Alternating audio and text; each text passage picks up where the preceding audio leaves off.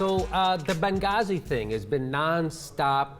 It is the Benghazi scandal, or whatever you want to call it, is the biggest bunch of bullshit since the in the grasp rule. Okay, I don't know if you follow sports, but I'm not a big fan of the in the grasp rule. Are you? It's great. It is. I think what America's saying. This is the biggest outrage since the in the grasp. Since the in the grasp. That's what I hear on the yeah. street. I have my finger on It's the pulse. football. You got to knock him down. Yeah. You want a scandal? Have it be a real scandal. That's right. That's right. Don't put skirts on them. That's right. So, so Fox News is all excited about it because they have to trump. You know, it's funny. There's so many things that Barack Obama is actually doing wrong, but they can't get on him about that. They can't rip him about that because they agree with them on that shit, right? They agree with them on the banking policy. They agree with him on his energy policy. They've been drilling more than anything, even more drilling since George Bush, right? That's right. They agree with him on his drone policy. How many more Muslims do we have to kill before we stop terrorism? So they're with him on all the horrible things he's doing.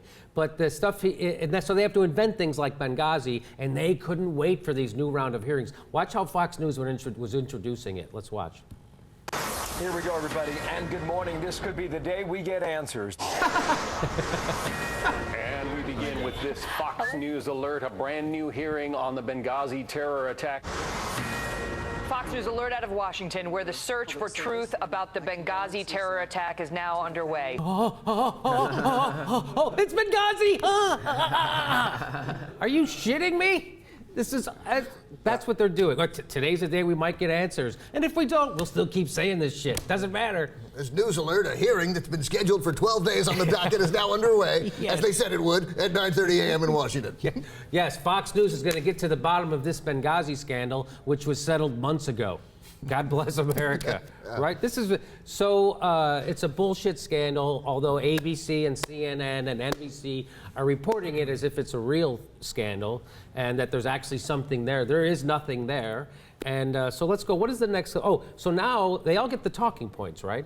And so the talking point, well, let's see if you could figure out from the clip. It's funny that in a scandal that's about talking points, that they have very clear talking points. Yes, so here's the talking points about the talking points. Watergate, Nixon lied, but nobody died. In Benghazi, 4 dead. White House went to bed. Will it become, like the Watergate thing, a huge story? It's the same thing that happened with Watergate. I still believe that if this is just about a little old video, then Watergate was just about a little old flashlight and some duct tape and a bungled burglary of the Democratic headquarters. By the way, in that case, nobody died in Watergate. I would just like to say to, who was that? Boiling? Eric Boiling? Yeah, Eric Boiling, yes. Who said... well, that was Greg Gutfeld. Oh, that was Greg Gutfeld, yeah, that right? was the funny one. He's the Nipsey Russell. Yes. Yeah. The poet. Hey, the president's black. We got to make up some crap. That's what I said. Right. And it's just like you think they wouldn't be embarrassed. They're not embarrassed, right? No. Because it's like they all get this. They literally get the same talking points and they all repeat them, but they're not being told what to say. Roger Ailes says they could say it and use whatever words they want to use. Put them in any order they feel good about. Right. Yes. So that's, and I say this, you would be, if you were watching that and you were a Republican, you would be embarrassed, like, wow, we really do just all get the talking point. But if the Democrats did that just once, just one time, they would be able to move legislation maybe. I don't know. The Democrats can't say anything more than 3 times, and then they think they're being rude. Yeah, yes, exactly. Yes. Well, I already told them to do it, and if they're not going to do it, then it's on them. I don't want to harp on this. Yeah, right, You'll think I'm whining and nagging. I don't want to belabor the point. When I used to fly, thankfully they don't say it anymore, but for a couple of years there, Delta would say when you land, they land and they go, if your plans call for air travel again, right?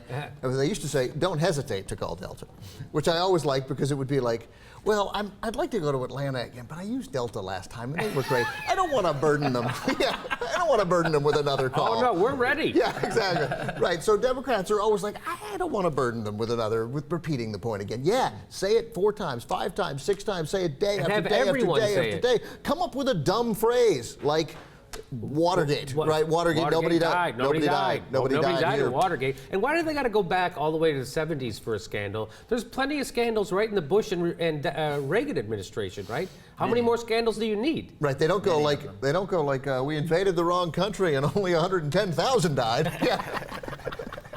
That's not a scandal, That's is it? not a scandal. Yeah. By the way, during the Bush administration, 55 people killed at embassies around the world, right? American embassies. So Yeah, the numbers are staggering. You know, Ronald Reagan, between 1983 and 1986, over a 33-month stretch, there were 9 terrorist attacks that on American installations or that killed Americans in the Middle East and Europe.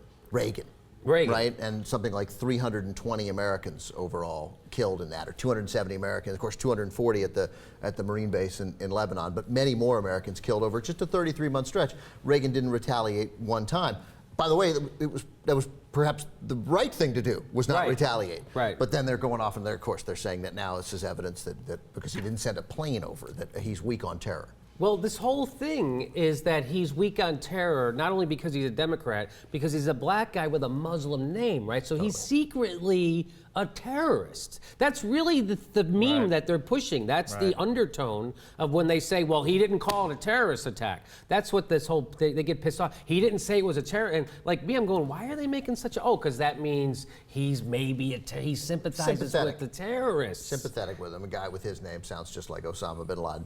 And of course, well, as we know, he did call it a terrorist attack. Oh no, he didn't quite. He didn't call it a terrorist attack. He called it an act of terror. Which is not the same thing. Not the